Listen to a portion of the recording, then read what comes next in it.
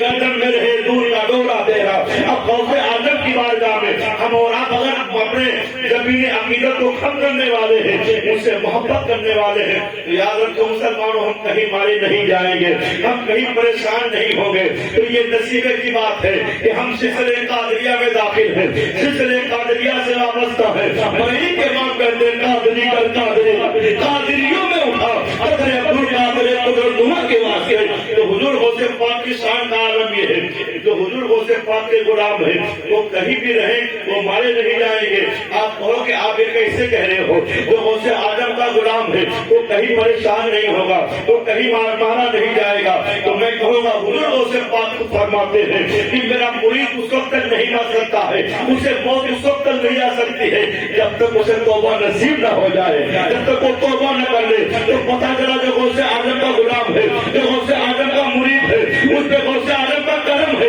وہ توبہ کرے گا تو اسے موت آئے گی۔ کہتے ہیں کہ میں نے رب کی بارگاہ میں 70 دعائیں مانگی، اس میں سب سے بڑی دعا میری یہی ہوئی جو رب کی بارگاہ میں قبول ہوئی۔ میں نے کہا مولا میرے مرید کو اس وقت تک موت نہ آئے جب تک وہ میرا مرید تیری بارگاہ میں توبہ نہ کر لے۔ اے مسلمانوں، تو حضور غوث پاک کے غلام ہیں محمد رفیع قادری صاحب، حضور غوث پاک کے دیوانے ہیں محمد رفیع قادری صاحب۔ ایمان سے بتائیے مسلمانوں، 11ویں شریف آنے والا ہے کہ آپ کے گھر پہ غوث اعظم کی 11ویں نہیں منائی جائے گی؟ ہر کسی سنی کے گھر میں غوث اعظم کی 11ویں منائی جائے گی۔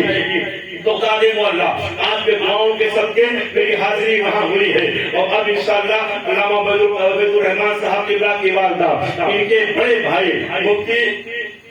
عطاء الرحمان صاحب کے ساتھ وہ جا رہی ہیں۔ دعا کیجئے غوث اعظم کی شہزادی کا انہیں سب کا اللہ عطا فرمائے۔ مسلمانوں، اور یہ بھی نصیبے کی بات ہے، اگر اللہ توفیق دے تو سب سے پہلے اگر نیک کام کوئی کرنا چاہے تو اپنے ماں باپ کو زیارت حرمین طیبین کرا دے،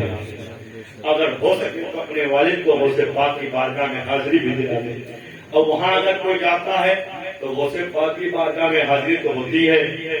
امام حسین کی بارگاہ میں بھی حاضری ہوتی ہے، امام موسیٰ کاظم کی بارگاہ میں بھی حاضری ہوتی ہے، جمن مصری کی بارگاہ میں بھی حاضری ہوتی ہے، منصور حلاج کی بارگاہ میں بھی حاضری ہوتی ہے، حبیب اجمی کی بارگاہ میں بھی حاضری ہوتی ہے، امام غزالی کی بارگاہ میں بھی حاضری ہوتی ہے، امام اعظم ابو حنیفہ کی بارگاہ میں بھی حاضری ہوتی ہے، ابو الحسین نوری کی بارگاہ میں بھی حاضری ہوتی ہے، ابو بکر صدیق کی بارگاہ میں بھی حاضری ہوتی ہے۔ اگر بصرہ چلا جائے خواجہ حسن بصری کی بارگاہ میں حاضری ہوتی ہے، انس بن مالک کی بارگاہ میں حاضری ہوتی ہے، اور اگر وہاں سے آئے نجف شریف تو مولا علی کی بارگاہ میں حاضری ہوتی ہے، اور اگر وہاں سے کرے وہ آدمی اور جا کر کوفہ پہنچے تو کوفہ میں سرکار مسلم بن عقیل کی بارگاہ میں حاضری ہوتی ہے۔ تو وہاں تو اتنے جلوے ہیں، اتنے روزے ہیں کہ اگر آدمی جائے لیکن اس کے قسمت کی معراج ہو جاتی ہے۔ کبھی تصور میں نہیں ہوتا ہے کہ ہم جس کا نام لے کر یا غوث کا نعرہ اپنی مجلسوں میں لگایا کرتے ہیں تو غوث پاک کا در ہمارے نگاہوں کے سامنے ہے۔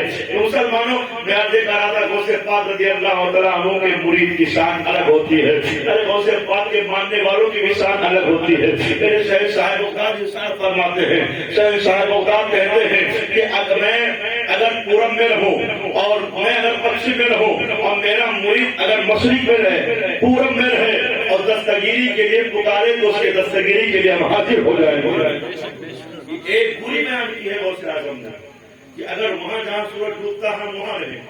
اور جہاں سورج نکلتا ہے میرا مرید وہاں رہے۔ اب مجھے کوئی مشکل وقت پکارے تو اس کے دستگیری کے لیے ہم حاضر ہو جائیں گے۔ اب کوئی کہے کہ ہم تو غوث اعظم کو بھی پکارتے ہیں اور ان کے آقا نبیوں کے امام کو بھی پکارتے ہیں، لیکن نبیوں کے امام ہماری دستگیری نہیں فرماتے، غوث اعظم دستگیری نہیں فرماتے، تو بریلی کے امام ہمیں اور آپ کو وہ بھی پیغام سناتے ہیں۔ نمائش نہ ہو اس لیے جب تو نے پکارا ہے تو اپنے مطلب سے پکارا ہے، تو نے پکارا ہے تو ایک بار پکارا ہے۔ اگر تو ان کو پکارتا رہے اپنا انداز بنا لے، اپنا کردار بنا لے، اپنا شعار بنا لے تو یقیناً تیری پکار پر ضرور نبی دستگیری فرمائیں گے، ان کے صدقے میں غوث اعظم دستگیری فرمائیں گے۔ بریلی کے امام نبی کی بارگاہ میں کہتے ہیں وہ اللہ وہ سن لیں گے، پھر یاد تو پہنچیں گے، اتنا تو کرے کوئی جو کرے دل سے اگر پکاریں گے تو ضرور دستگیری ہوگی۔ دعا کیجیے کہ اللہ تعالیٰ پھر مقدار شریف ہمیں پھر دکھائے اور آپ سب کو بھی دکھائے، سارے علماء کو دکھائے۔ وہاں جانے کے بعد جو قادری سلسلے کا فیضان ہوتا ہے وہ الگ طرح برسنے لگتا ہے۔ حضور غوث پاک رضی اللہ تعالیٰ عنہ کہ دھوبی کی بات آئی، جب چور گیا تھا، مشہور واقعہ چور، کہتے ہیں جب چور گیا چوری کرنے کے لیے تو حضور غوث پاک کے حجرے میں داخل ہوا، کئی صاحب گزر رہے تھے تو دیکھا بڑا قیمتی جبہ آپ پہنے ہوئے ہیں، تو غوث پاک رضی اللہ عنہ بڑا قیمتی جبہ زیب فرماتے تھے، بڑا قیمتی، اس دور میں 70,000 دینار کا جبہ ہوا کرتا تھا، 7,000 8,000 دینار کا جبہ ہوا کرتا تھا، تو بڑا قیمتی جبہ، تو چور اکثر ان کی نیت خراب ہو جاتی تھی،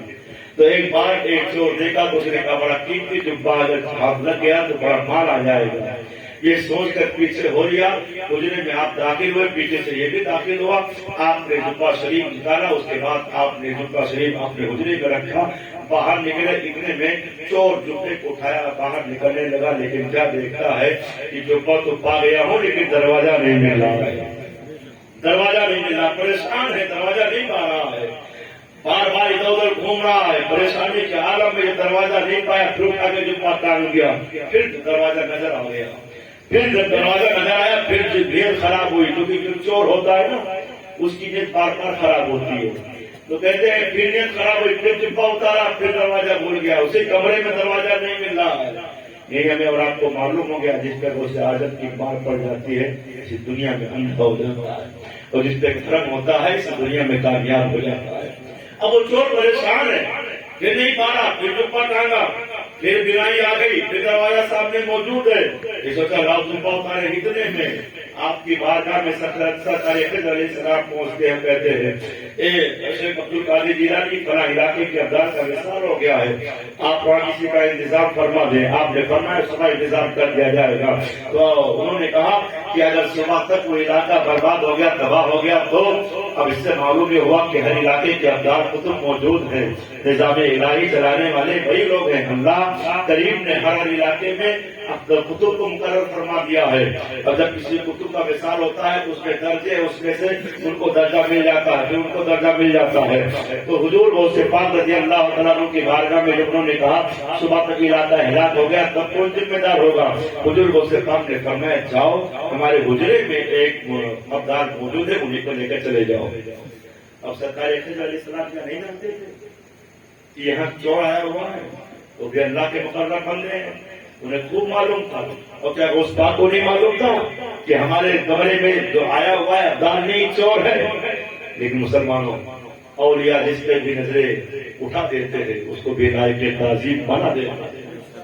اللہ والے جس پہ نظریں کرم اٹھا دے انہیں معلوم ہے کہ میرے کمرے میں چور آیا ہوا ہے،